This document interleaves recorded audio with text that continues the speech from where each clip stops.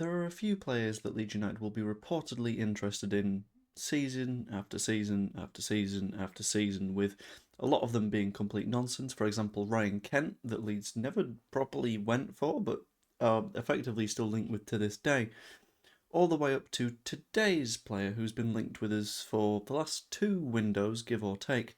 But Denil Yodoki is a very, very talented centre-back that Leeds United might be looking at for the coming summer window with an eye for a bargain. So in this video I'm going to go through exactly who Denil Yodoki is, why Leeds are looking at him right now, why the competition might be a little bit fierce, and a couple of comparisons that sort of set out where he's going to be in the squad. Before I begin, I said I might do something on Lois Openda.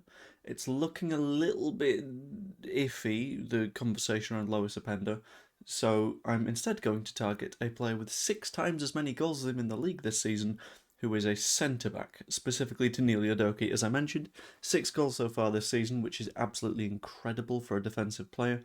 He's a 27-year-old Dutch centre-back that prefers his right foot, which is fairly interesting, but has played in a 3 fairly often, occasionally plays in a 2 because he's currently at Union Berlin, with Leeds United having held an interest in him as recently as the winter window, which makes a bit of sense. In that window we were kind of looking a little bit shaky at the back. We'd recently made the change from 2 at the back to 3 at the back, which means that you should probably go from 4 to 5 central defenders in your squad. If you do that, A, you probably don't need to play James Justin at centre-back quite so often, and B, you've got a little bit more cover in case of multiple injuries throughout the squad, and then beyond the 5 you can probably look to youth. That's where you can draft in James Justin, all that kind of stuff. Doki is a very, very good player. He's consistently been playing in the Bundesliga this season for, as mentioned, Union Berlin. But one of the things that is very notable about the way that he plays is the fact that he gets a decent number of goals too. Again, as I mentioned, 6 goals this season. He's a set-piece threat, 190 centimetres tall. So you might think, well, Leeds, we're going to have to pay out the nose for this guy.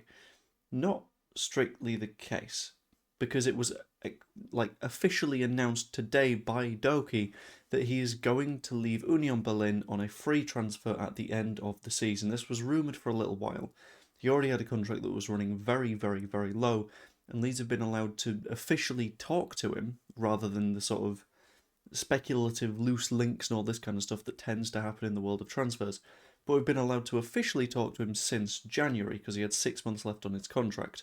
The same will apply for Ilham Melier leaving Leeds. Carl Darlow, in theory, has been able to talk to clubs outside of England as well. But the sort of interesting thing here is there was no sort of confirmation either way until just now. Now, obviously, a very good defender means you can have a lot of clubs that have a little bit of an interest in signing him.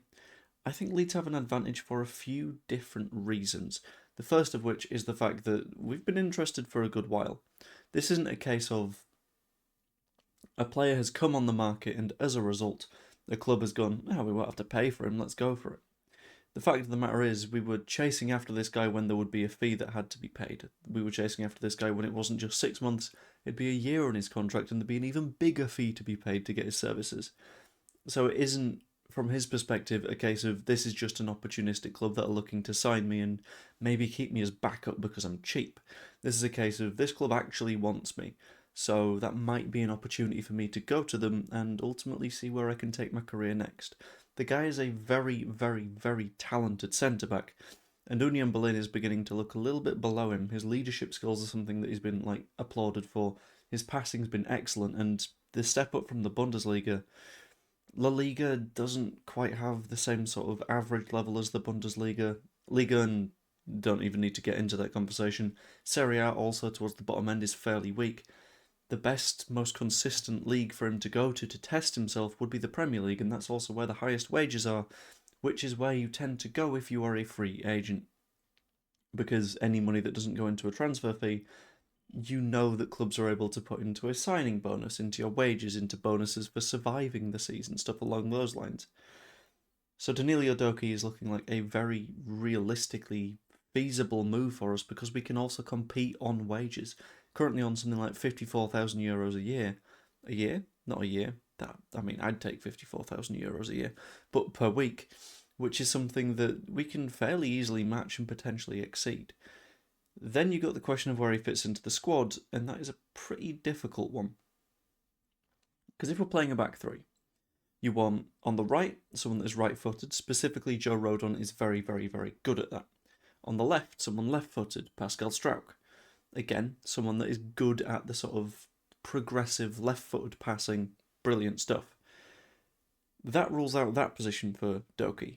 In the middle, either foot, doesn't matter either way. Currently, that's Jacobiel when we're playing with three at the back, but in the event that we get Yodoki in, he doesn't fit the Struijk spot. Does Rodon come inside and we drop Beal?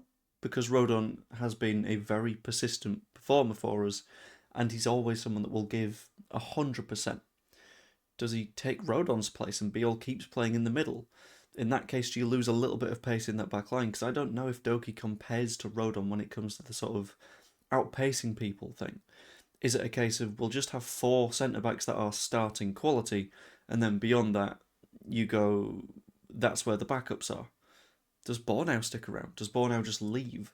And we get Yodoki in, say, right, okay, that was a fun little hiccup, sorry about that.